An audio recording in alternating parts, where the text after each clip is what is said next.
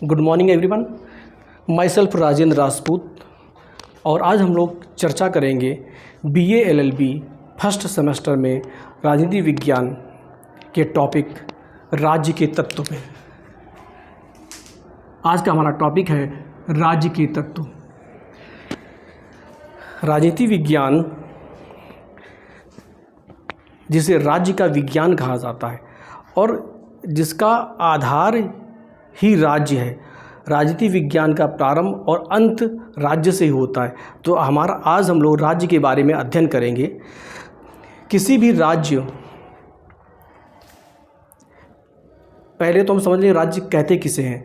राज्य को अरस्तु ने कहा है, राज्य ग्रामों व समुदायों का एक समूह है जिनको चलाने के लिए कुछ व्यवस्थित नियम और कानून होते हैं। आगे हम चर्चा करते हैं तो राज्य के निर्माण में कुछ महत्वपूर्ण चीज़ें होती हैं, जिनमें सबसे महत्वपूर्ण चीज़ होती है नंबर 1, जनसंख्या।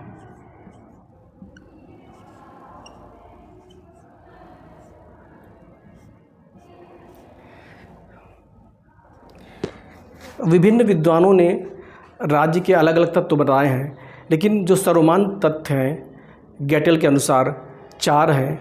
उनमें पहला है जनसंख्या। किसी भी राज्य का सबसे महत्वपूर्ण तत्व होता है जनसंख्या।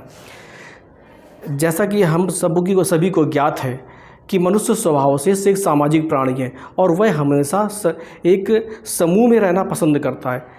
उसी तरह से राज्य का निर्माण भी इन समूहों से होता है।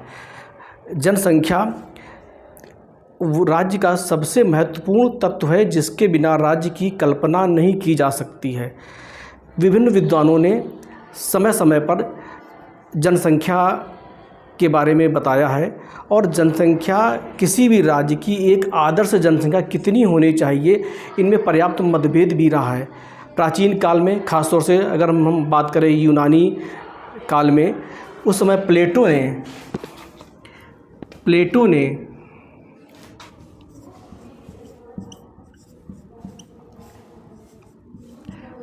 ने राज्य की जनसंख्या 50-40 अर्थात 5040 बताई थी, जो एक आदर्श राज्य में होनी चाहिए। उसके पश्चात रूसो ने इस संख्या को बढ़ाकर 10,000 कर दिया। रूसो का तात्पर्य था कि किसी भी राज्य में आदर्श जनसंख्या 10,000 होनी चाहिए। लेकिन वर्तमान समय के जो प्रजातांत्रिक राष्ट्र हैं, उनमें यह संख्या बहुत ज़्यादा है। फिर भी आदर्श स्थिति यह होती है कि किसी भी राज्य की जनसंख्या न तो बहुत अधिक कम हो और ना ही बहुत अधिक ज़्यादा हो। इस तरह से राज्य की जनसंख्या और उसके क्षेत्रफल में एक अनुपात होना चाहिए, उसी के अनुसार जनसंख्या होनी चाहिए। तो दूसरा सबसे महत्वपूर्ण तत्व है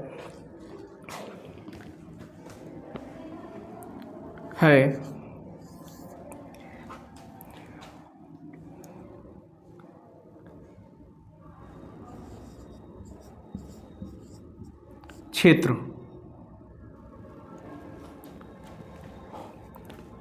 या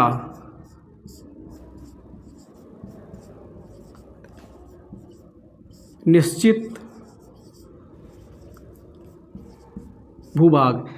अर्थात किसी भी देश का, किसी भी राज्य का एक निश्चित क्षेत्र होना चाहिए या निश्चित भूभाग होना चाहिए कि उस देश का यह क्षेत्र निश्चित है। उस देश का उस निश्चित भूभाग में वह देश स्वयं उसका स्वामी है, मालिक है। उस निश्चित भूभाग पर किसी भी दूसरे का अधिकार नहीं है।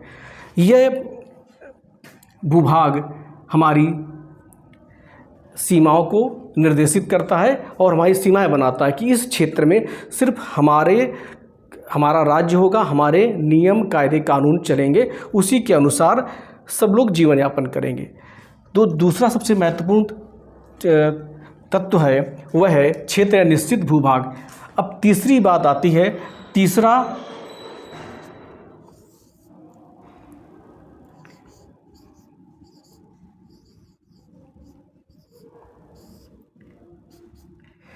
तीसरा महत्वपूर्ण तत्व है वह है सरकार।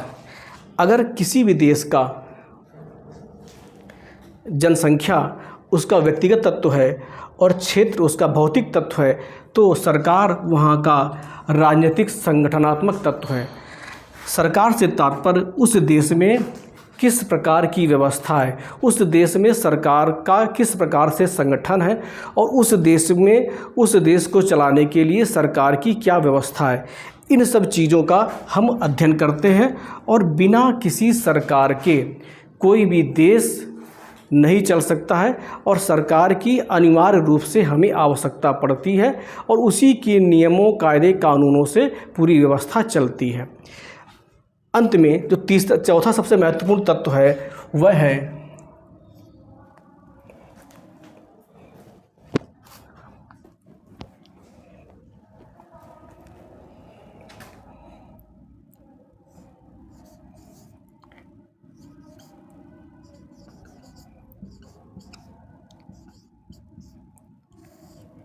प्रभुसत्ता।